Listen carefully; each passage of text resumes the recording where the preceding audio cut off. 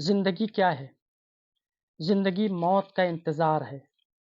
پیدا ہوتے ہی انسان کی عمر کا کاؤنٹ ڈاؤن شروع ہو جاتا ہے۔ کوئی نہیں جانتا کہ یہ کاؤنٹ ڈاؤن کی گنتی کب ختم ہو جائے اور انسان پر اچانک وہ وقت آ جائے جبکہ وہ موجودہ دنیا کو چھوڑ کر ایک دوسری دنیا میں چلا جائے، جہاں ایک طرف وہ ہوگا اور دوسری طرف اس کا خالق۔ یہی وہ حقیقت ہے جس کو قرآن میں ان الفاظ میں بیان کیا گیا ہے، یوم یقوم الناس لرب العالمین، یعنی جس دن تمام کے تمام لوگ خداوند عالم کے سامنے کھڑے ہوں گے۔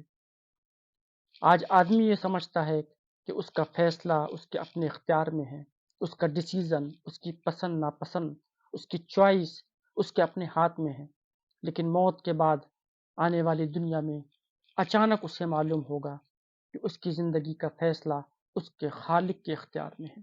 ہر انسان کی زندگی کا سب سے اہم مسئلہ یہ ہے کہ آج اس کو ایسا کیا کرنا چاہیے کہ کل کے دن جب وہ اپنے آپ کو خالق کے سامنے پائے تو اس کا خالق اس کو ریجیکٹ نہ کرے، اس کو اپنے پسندیدہ بندے کی حیثیت سے قبول کر لے۔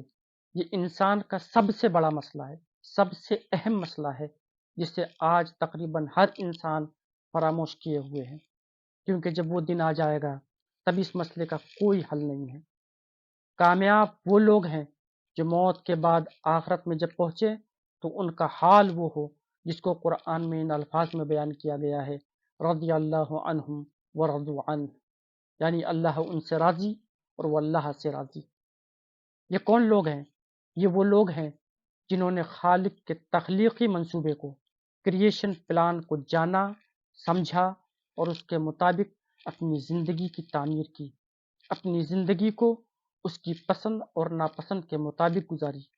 اس مقصد کے لیے ہر انسان کو چاہیے کہ وہ اپنی زندگی میں کم از کم ایک بار خدا کی کتاب کو، قرآن عظیم کو پوری یکسوئی اور فل کنسنٹریشن کے ساتھ سمجھ کر پڑھے، اور اس مطالعے کے ذریعے وہ اپنی زندگی کے لیے خالق کا مطلوبہ نقشہ دریافت کرے اور اس پر اپنے آپ کو پھر ڈھال لے۔ وہ یہی انسان کی کامیابی کا واحد راز ہے، یہی وہ حقیقت ہے جس کو قرآن میں لمن خشی ربہ سے بیان کیا گیا ہے، یعنی وہ شخص جو اپنے آپ کو خالق کے سامنے جواب دہ، اکاؤنٹیبل سمجھے، اس کی زندگی اس احساس کے ساتھ گزرے کہ کل اس کو خالق کے سامنے پیش ہونا ہے۔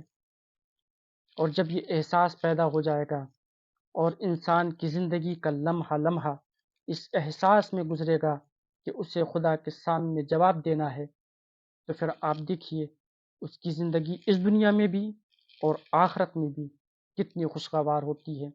اللہ تعالیٰ ارشاد فرماتا ہے، وَلِمَنْ خَافَ مَقَامَ رَبِّهِ جَنَّتَانِ، اور جو اپنے رب کے حضور کھڑے ہونے سے، جواب دہ ہونے سے، اکاؤنٹیبل ہونے سے ڈر جائے، اس کے لیے دو جنتیں ہیں۔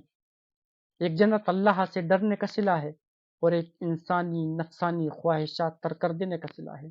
ایک جنت اس کے درست ایمان و عقیدہ رکھنے کا صلہ ہے اور ایک جنت اس کے نیک اعمال کا صلہ ہے۔ ایک جنت اطاعت و فرما برداری کرنے کا صلہ ہے اور ایک جنت گناہ چھوڑ دینے کا صلہ ہے۔ ایک جنت ثواب کے طور پر، اجر کے طور پر، انعام کے طور پر ملے گی اور ایک جنت اللہ کے فضل و کرم کے طور پر ملے گی۔